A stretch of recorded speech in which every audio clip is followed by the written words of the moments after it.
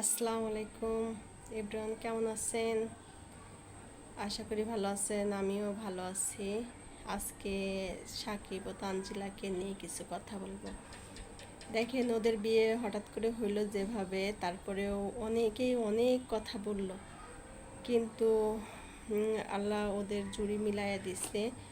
আবার তিশা আপু অনেক কষ্ট পাইছে, আপনাদের অনেকে অনেক কথা, অনেক রকমের কমেন্টে, অনেক রকমের ইয়েতে তিশা আপু অনেক কষ্ট পাইছে। তারপরেও মনের একটা ইয়ে নিয়ে এই কাজ আগাইছে, সাহস নিয়ে তিশা আপু, বাপ্পি আপু আগাইছে। তারপরেও তানজিলার কপাল এত ভালো, আল্লাহর রহমতে ভালো একটা শ্বশুর পাইছে, একটা শাশুড়ি পাইছে। আবার দেখেন, বেকার ছেলের হাতে তুলে দিচ্ছিল, কিন্তু এই যে আপনার এই যাই হোক, ওরা কি বিয়ের 3 মাসের মাথায় কি সুন্দর একটা ব্যবসা খুলে আল্লাহর রহমতে একটা শোরুম নিছে, সেখানে নানান রকমের ব্যবসা হচ্ছে, বেচা বিক্রি হচ্ছে। আজকে আবার শুনলাম উদ্বোধন করছে, যে আগে তো দেশের মধ্যে অনলাইনে করতো, শুধু করতো, এখন আবার হচ্ছে আপনার বিদেশেও নাকি ডেলিভারি, হোম ডেলিভারি বিদেশেও দেবে, বিদেশেও পাঠাবে, এই সিস্টেমটা করছে। তো আল্লাহ সর্ব অবস্থায় সবাইকে মঙ্গল রাখুক, ভালো করুক, কিন্তু ওদের সফলতা আরও বাড়ুক, দোয়া করি। অনেক ভালো হোক, বড় হোক, অনেক দূর আগাক। তো তানজিলা যে মনে করেন যে এই যে ওরও ছোট মানুষ হিসাবে, যে বয়স আর কত হয়েছে, যে সেই হিসাবে যে ও একটা ব্যবসা মনে করেন যে ধরে উপরে উঠার একটা চেষ্টা ওর হাজব্যান্ডের সাথে করে, সেটাও কিন্তু অনেক বড় একটা পাওয়া। তো যাই হোক, সেটা নিয়েও অনেকে অনেক রকমের কথা বলেন, এই গরিব, ঘর বাড়ি ভালো না, দিশাপু কেমন জায়গায় মেয়ে বিয়ে দিল। আসলে গরিব বড়লোক ওইটা মেন না, মেন হচ্ছে তার ইয়ে, মানে ব্যবহার, তাদের ব্যবহার, ওর শাশুড়ি শ্বশুরদের যে ব্যবহার। আবার হাজব্যান্ড একটা পাইছে, মাশাল্লাহ, আল্লাহর কাছে লাখ লাখ শুক্রিয়া যে ওর হাজব্যান্ডটা পাইছে 10টার একটা, আমি বলবো।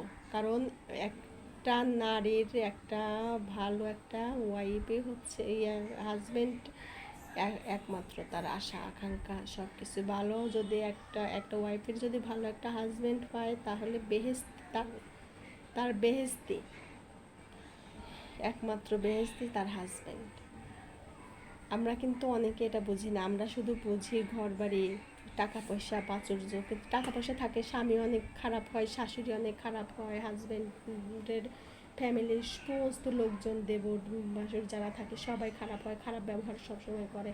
এটা কি মনে করেন যে আমরা এটা ভালো বুঝবো, নাকি আসলে অল্প খাই অল্প পরে যাই হোক ভালো থাকি সুখে থাকি, এটাই আমরা আশা করি। কিন্তু এটা অনেকেই আশা করে না, অনেকে আশা করে মানে অনেক সুন্দর ঘর বাড়ি, টাকা পয়সা। আসলে তিশার যে বাপ্পের সাথে বিয়ে হয়েছিল, তিশার বাড়ি কেমন ছিল, তিশার কেমন ঘর ছিল, তখন তো থাকতো ওরা পুরান বাড়ি, ওর দাদি বাড়িতে। তারপরে এখানে নাকি, এখানে না একতলা ঘর উঠাইলো, আবার দোতলা করলো।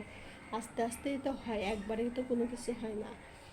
তো সবাইকে আর একবারেই হয়। এই যে এখন যে আল্লাহ রহমতে ওদের ব্যবসাটা, সাকিব তানজিলার ব্যবসাটা যে দাঁড়ায় গেছে, এই ব্যবসায় আপনার হচ্ছে আপনাদের ওদের উপরে উঠাই নেবে। ওরা জায়গা কিনবে, একসময় বড় এর থেকে ভালো বাড়ি করবে, গাড়ি করবে, অনেক কিছু করবে।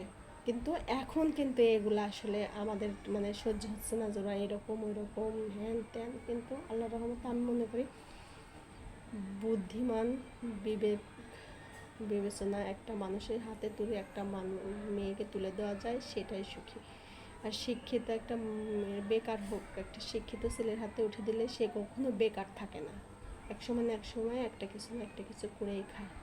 আর আল্লাহ রহমতে ওদের ব্যবহার এত ভালো, আমি তো যতই দেখি ওদের ভিডিও ততই অবাক হই যে ওদের জুটিটা এত ভালো, এত সুন্দর ব্যবহার ওদের। আসলে এইগুলা বলার মতো না। তারপরে দোয়া করি সবসময় ওরা যেন ভালো থাকে। ওরা ওর শাশুড়ি একমাত্র ছেলে, ওর শাশুড়ির শ্বশুরের একমাত্র ছেলে সাকিব, তানজিলাও যেন ভালো থাকে, তানজিলাও তো একমাত্র মেয়ে, তারপরে সবাইকে নিয়ে যেন ভালো থাকে এই কামনা করি, এই দোয়া করি। এই নিয়ে আবার আপনাদের সাথে কথা বলবো, এখন অল্প একটু টাইমে কথা বললাম।